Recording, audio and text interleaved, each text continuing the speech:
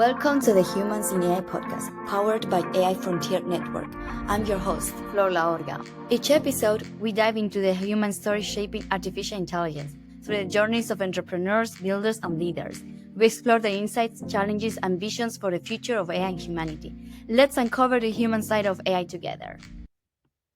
Okay. Great, Phil. Very nice to meet you. I'm very happy to have you here. Thanks for joining the Humans in AI Show podcast. Yeah, let's start. So let's start a little bit with your journey. You have a background in service operations, but now you are a leader. Actually, you are the senior vice president at TaskUs. So yeah, sure, if you can share a little bit of that background. Yeah, great. First of all, thank you for having me. It's a pleasure to be here. My background really began in trust and safety content moderation way back in the dark ages of 2011, 2012, where I joined Twitter. My team at Twitter was responsible for the global trust and safety enforcement. So we were the operational arm of the trust and safety team. So really handling global scaled enforcement, handling platform safety, and handling things like anti-spam, abuse, harassment. So really, that was my start when it comes to thinking about how technology impacts society and how it impacts the culture, and how companies need to build a combination of human and technological solutions to combat the stuff on the internet. So that was really my entry point. What's interesting is how the evolution of trust and safety over time has that balance between what do humans do, what does AI do, has really shifted, but it remains a conversation and a dialogue between the two. I don't think that's ever going away, frankly. So fast forward to today, where, as you rightly said, at TaskUs, I lead our global offerings team, which is really all of the products and services that TaskUs takes to market. My team are responsible for go-to-market strategy and product strategy.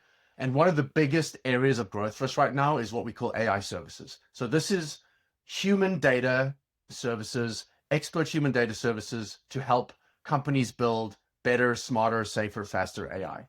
Our clients are some of the leading large language model developers out in the market. Our clients are some of the leading social media and streaming companies out in the market.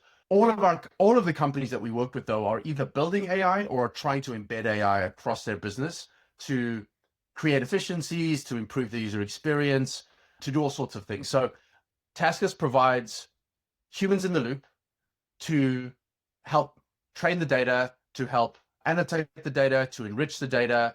And that work could be something as simple as annotating an image or a video or a piece of text with a tag or a classifier, up until like open-ended prompt engineering, prompt writing, adversarial testing, very much a consultative, I would call it a complex work type. We do sort of everything between that. And so my job over time, while initially focused on safety and content moderation, has evolved to become more and more focused on keeping AI safe.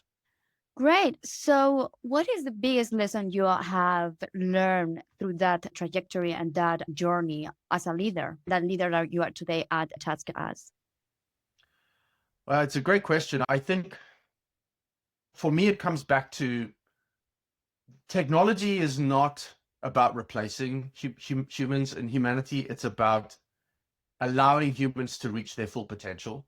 And I think about endeavors like the creative arts and people who make films or music or write books, or people who enrich our lives by creating art that goes out into the world.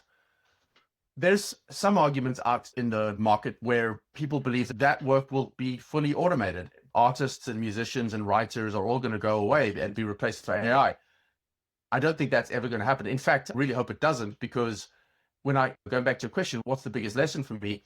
There are going to be things that human beings are inherently and will always be better at. High relativity, high EQ, high levels of contextuality, things where you need someone to step into the gap that technology has either created or the technology can't meet. And it could be something from a customer service interaction where somebody needs another human being to solve their problem because they need someone with a high level of emotional intelligence and a grounding in sort of the lived human experience that makes us who we are. to be able to solve it. But then there's going to be stuff that technology is going to be much better at, right? High scale, low complexity, repeatability, lots of messy data that you need to organize into a readable format, be able to spot patterns and insights across large, incomplete data sets. That's great. Technology will always be better than humans at that. And it never sleeps. It never needs a break. It never needs to go to the bathroom.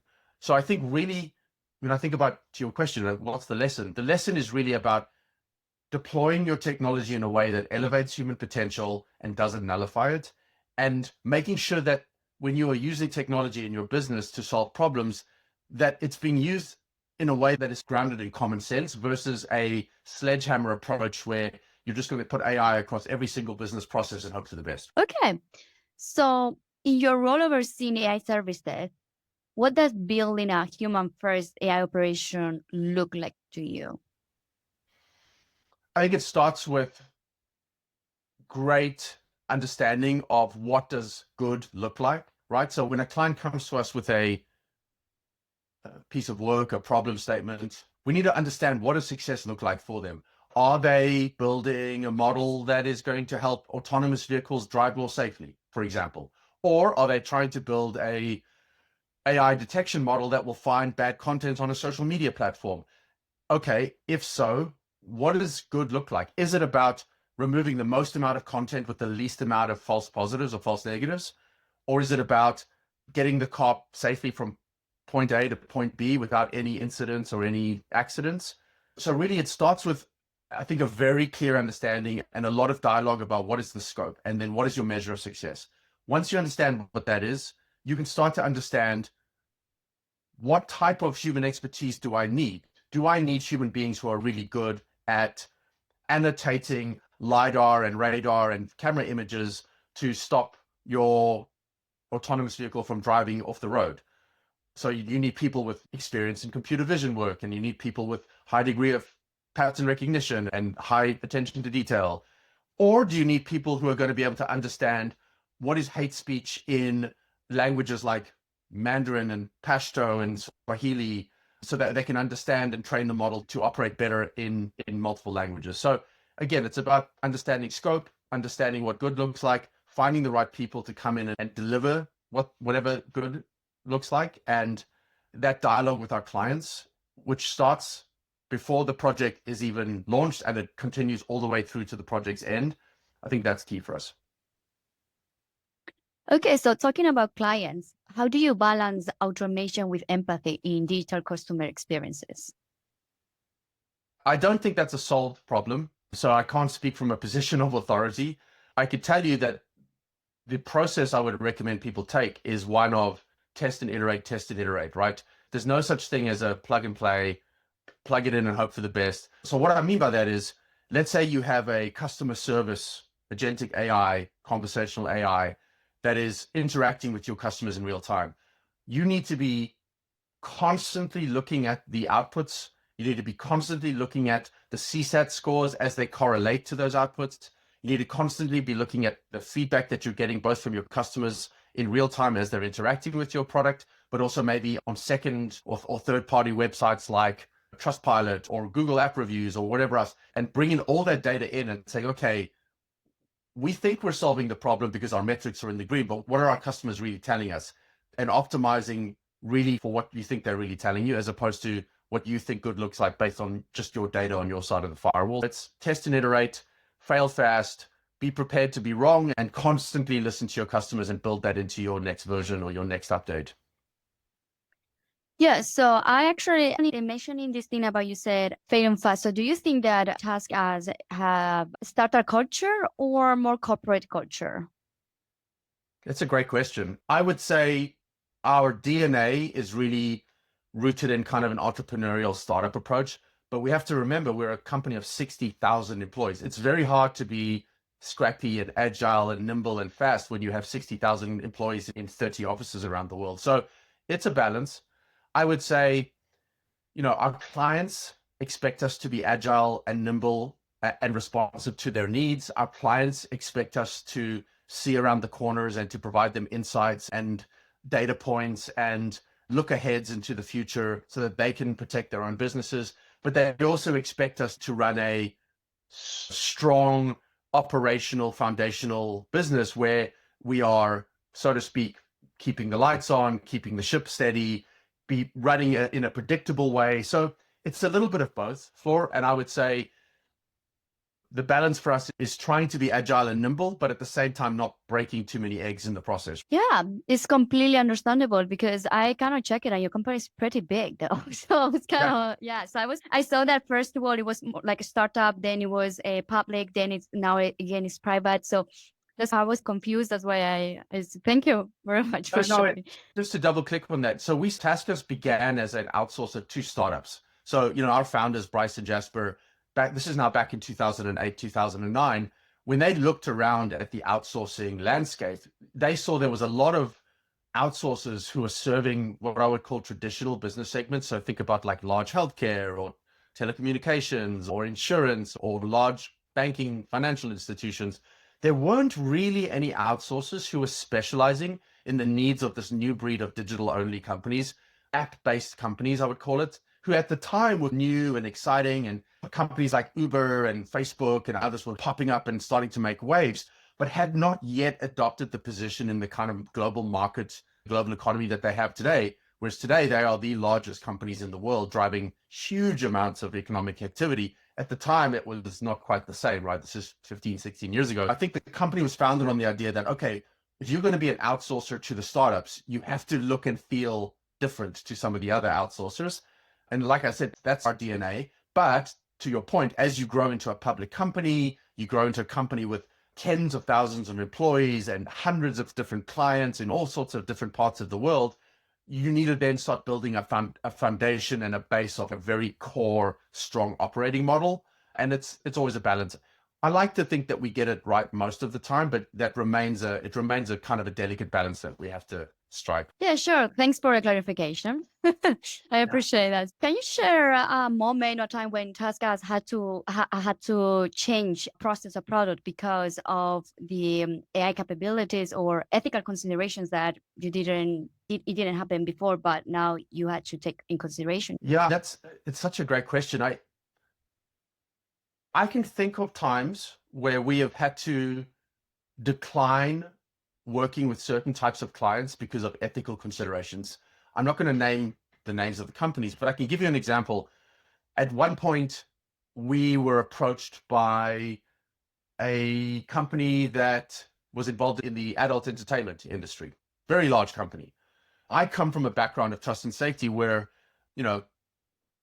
yes, the adult entertainment industry is not perfect, but there is a strong counter argument from within the industry that it provides safe work for sex workers, that it provides access to economic empowerment, that despite some of the challenges, the adult entertainment industry can help uplift certain parts of communities.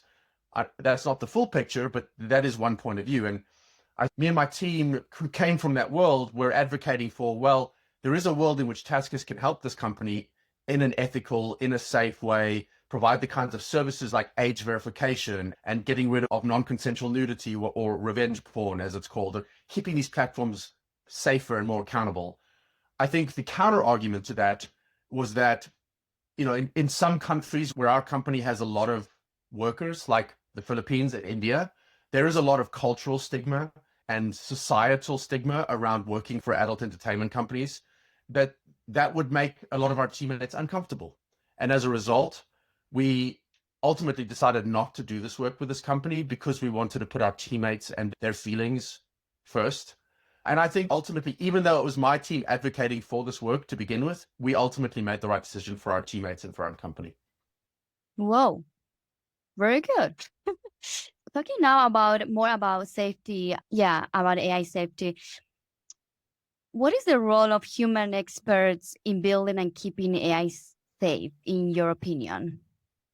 Yeah, so the world of AI safety is really an emerging field within the broader kind of AI services, as we call it.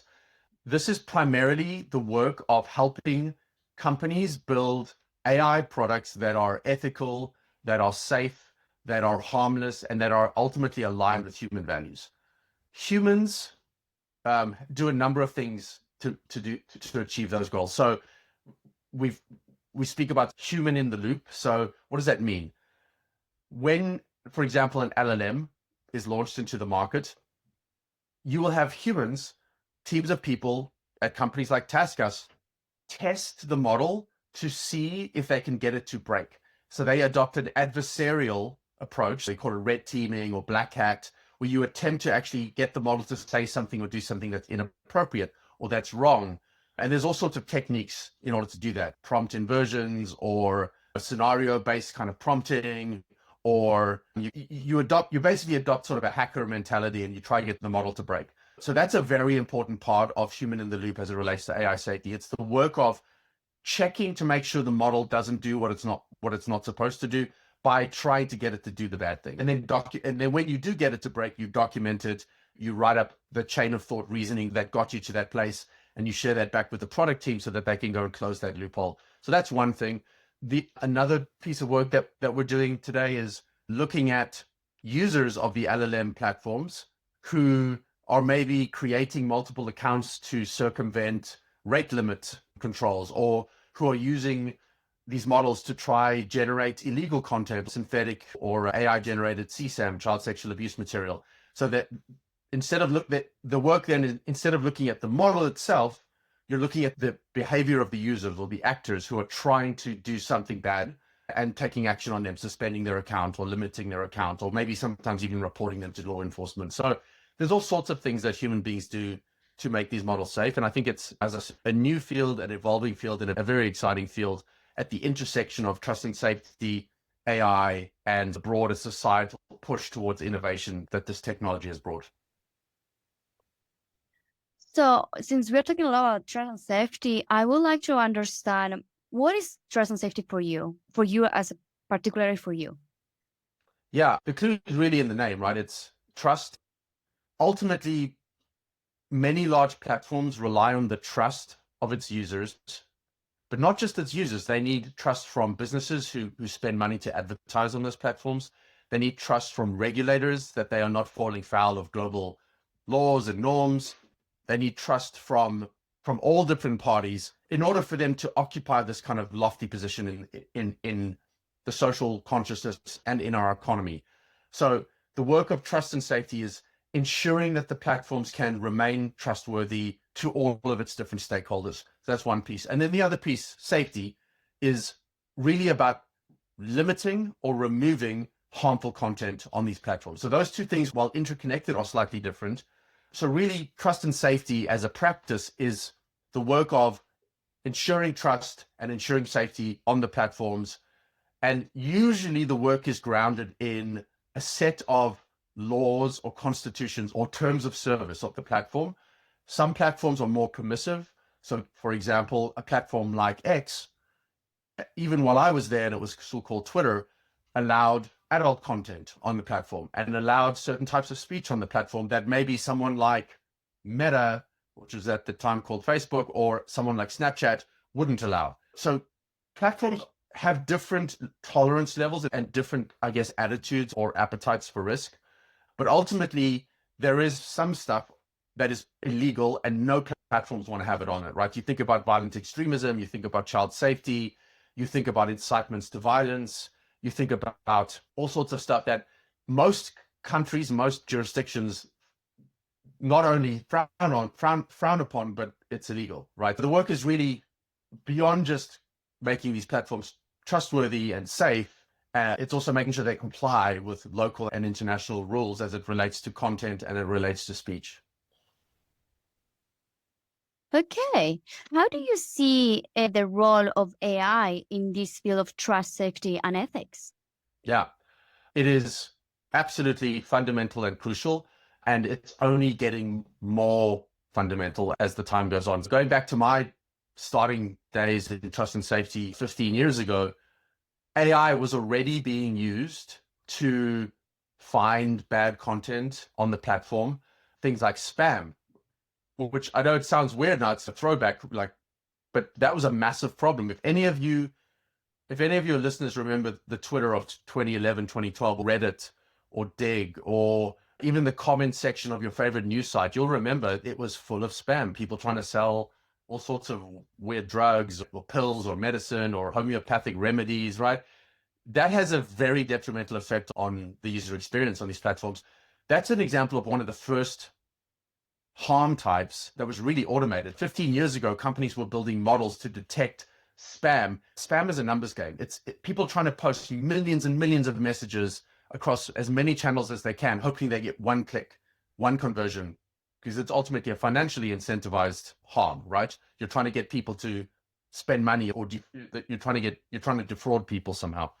The work of automating how to detect more complex harm types, things like hate speech, things like grooming, things like abuse, things like any type of nuanced interaction-based harms, that's harder. And then again, the work of detecting harmful content within video or images requires more computing power, because you have to have a way to scan through this, whatever's in the image or the video.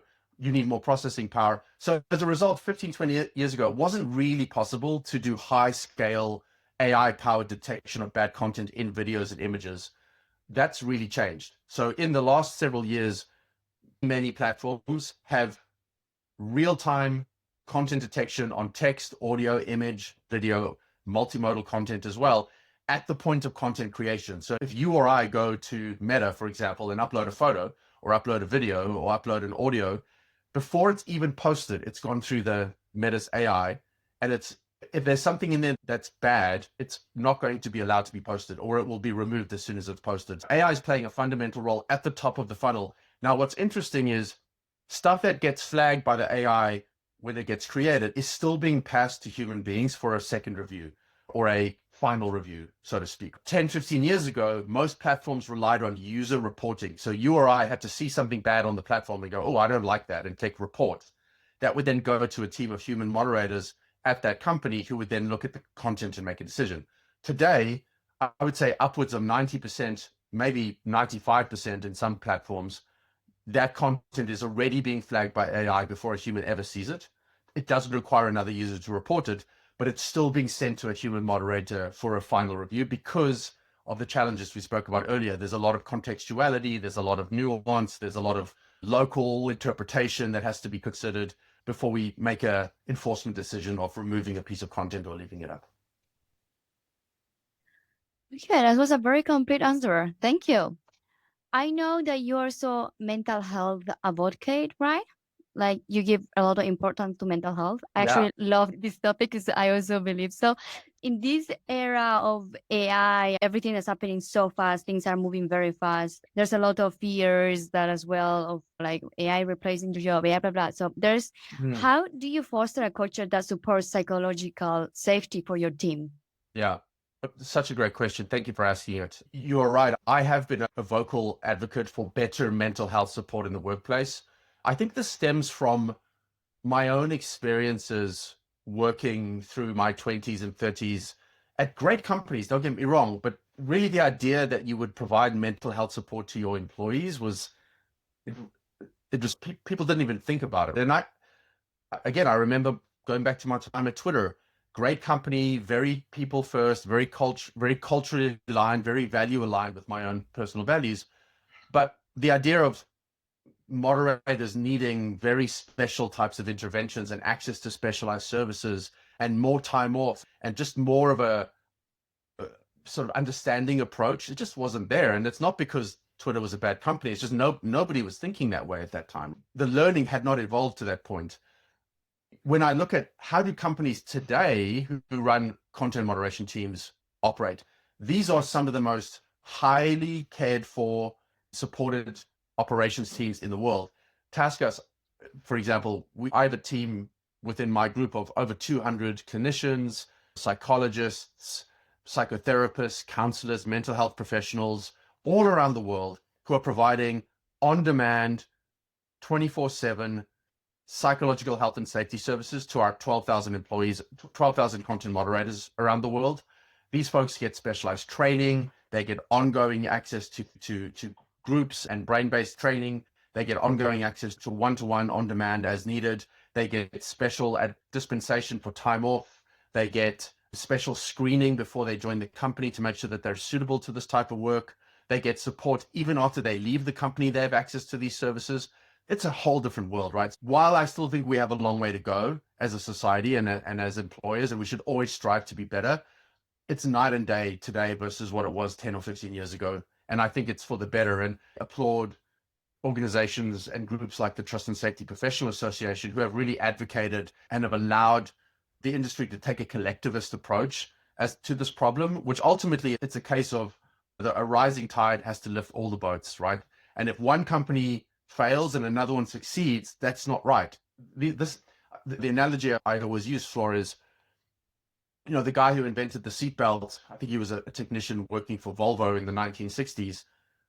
Volvo and this guy had a choice to make. They could patent that and allow no other cars to use it. They actually chose to give it away to allow all cars to benefit from this innovation, because they thought, what's the point of Volvo drivers being saved, but everyone else is going to be terribly injured in an accident? I think we need to take, and have taken, a very similar approach, in the sense that best practices, new innovations, new technologies, new ways of working are things that we need to almost open source to the world and say, hey, we figured out a way to help content moderators be safer in their jobs. We think we should benefit from that. So certainly in the case of TaskUs and many of our peers in the field, we've seen research be published and peer-reviewed academic journals. We've seen next week, as we're recording this in San Francisco, there's going to be TrustCon, which is the big trust and safety annual conference. Tons of discussion and collaboration between mental health professionals across all swathes of the industry. I think having the industry come together and coalesce around this very important topic has been wonderful to see. I'm glad TaskUs has played a small part in that, and I'm certainly going to continue to push and advocate, and I'm sure the rest of the industry will too.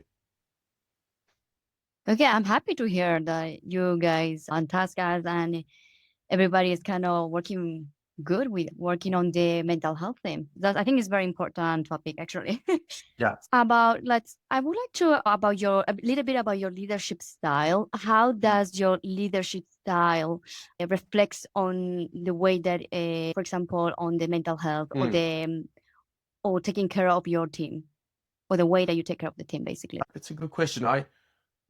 I'm not perfect, and I'm always trying to learn and get better, but there are a number of principles that I try to operate within. For a start, I trust my team. If someone says to me, hey, Phil, I need a day, or I need an afternoon, or hey, I need a whole month off because I'm struggling, I trust that they're making the right call for themselves. And I'm not going to ask someone to give me the details of what's going on in their life and why they need it. I'll just say, okay, I trust you. I'll see you in a week, or I'll see you in a month, or I'll see you tomorrow. You take the time you need. So I think starting from a place of trust and assuming the best intentions of everyone around you, unless you've proven otherwise, is a great starting point. So I like to do that.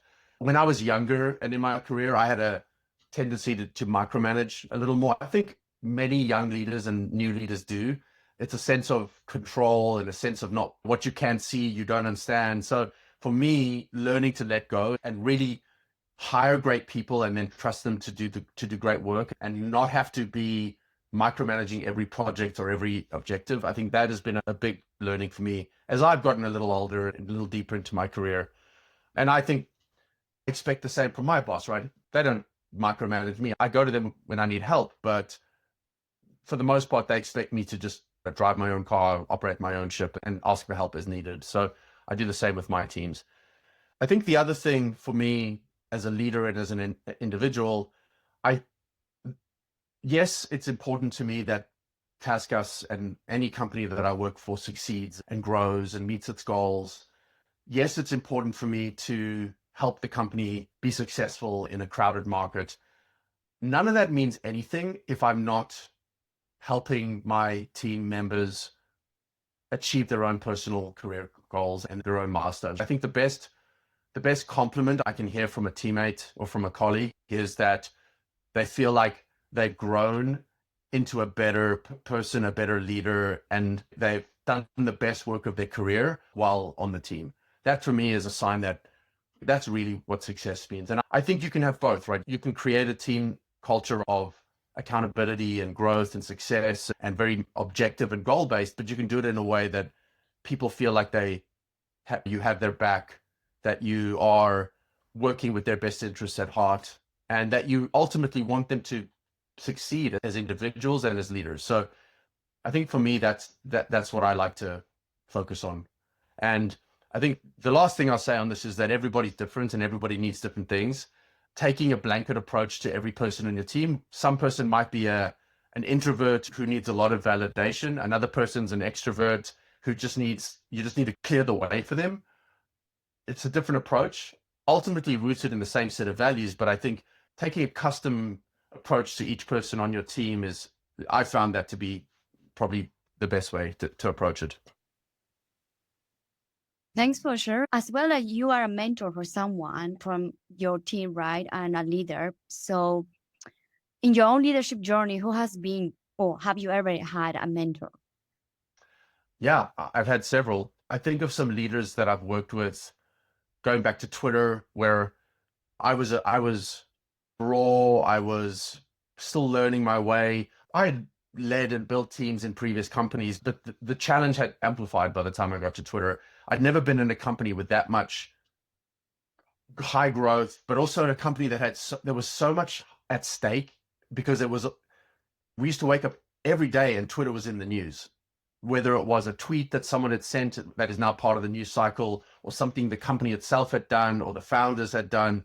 I'd never been in a spot like that where there was so much of a spotlight on. And working within the trust and safety team, you'd make a decision on Wednesday and on Thursday it would be in the news. I'd never seen anything like that before. So for me, I had some mentors at Twitter who helped me to understand how to do that work in a safe and sustainable and meaningful way, how to be true to our values, but also how to push back and hold our stakeholders across the business accountable. There's always a classic kind of tension in a trust and safety group between the policy team and the operational team, the team who writes the rules and the team who has to enforce the rules. I think it works best when there's some healthy tension between those two groups. And we certainly had some of that at Twitter. And I was able to navigate that with the help of some mentors. I'll fast forward then to my time at TaskUs. For my first year at TaskUs, I had the great privilege of reporting to our CEO, Bryce Maddock. And Bryce is probably, 5 or 6 years younger than me. So this was my first experience actually reporting to someone who was younger than me. And I learned so much from him about entrepreneurship, about bootstrapping a company, about taking a vision and backing it and really holding yourself accountable. And I continue to look to Bryce to this day for that mentorship and guidance. And so, yeah, those are just two examples, but I've been lucky to have mentors both within work, but also in my personal life that have really helped me grow. I think mentors are always very important, though. So, talking a little bit more about a vision and TaskUs, what kind of future or that you envision about TaskUs, like from 5 years now? Yeah, we want to be the premier provider of tech-enabled specialized services to innovative tech companies in the world. That's really what we want to be.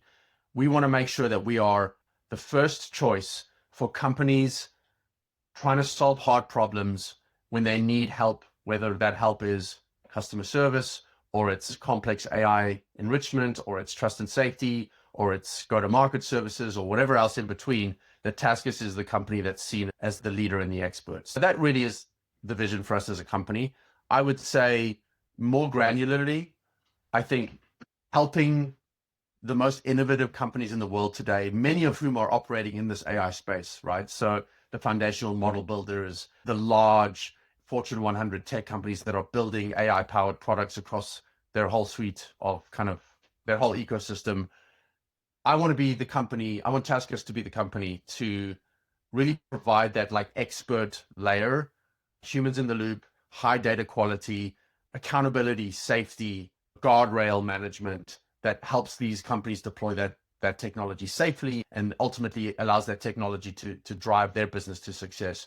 I think of us as we're like an ingredient, right? We're not going to be the ones building our own models. We're not going to be the ones building our own technology to go compete with Google or OpenAI or Meta or whoever. We're going to be the secret ingredient I think of the analogy like the Gore-Tex that goes into your waterproof jacket, right? We're the secret ingredient, but one that's fundamental to the operation of that technology That's really what I hope for TaskUs. And I hope we can do that in a way that continues to elevate our frontline, our teammates, our 60,000 and more teammates around the world, keep them happy, fulfilled, safe, and ultimately building their careers with TaskUs and allowing them to feed their families and to expand their own horizons.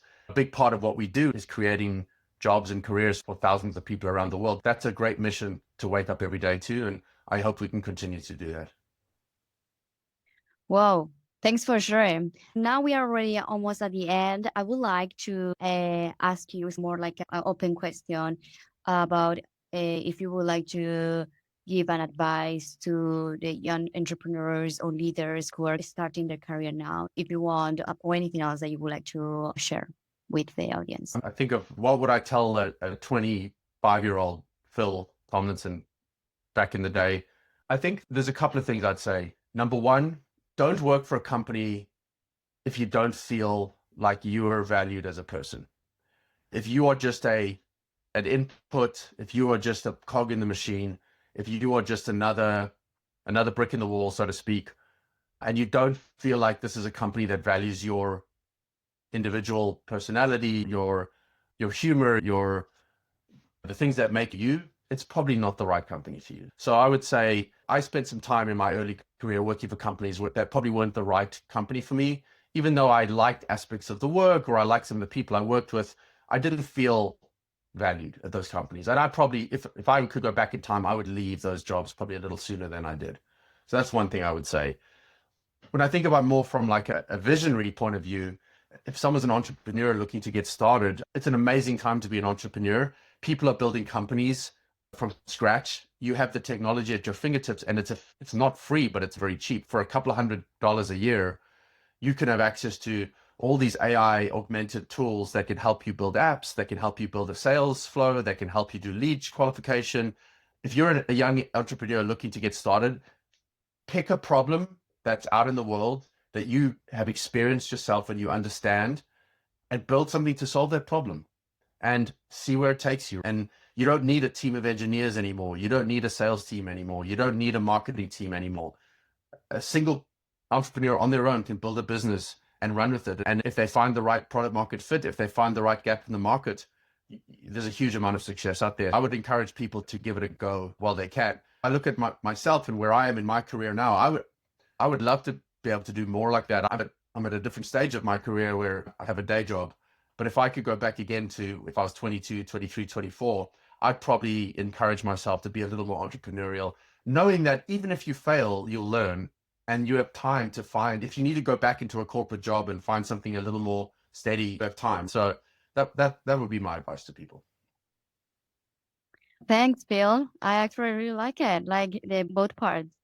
I think that's very important to follow your persona, your identity, and feel belong to somewhere, not just do and just life is short. So just do it. Absolutely. Okay, Phil. I personally have an amazing time with you here. I think the conversation was pretty, very like smooth for me at least. So thank you very much.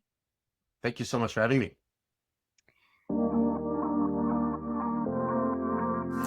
Thanks for listening to the Humans in AI podcast. We are here to spotlight the people making AI more human, one story at a time. See you in the next episode.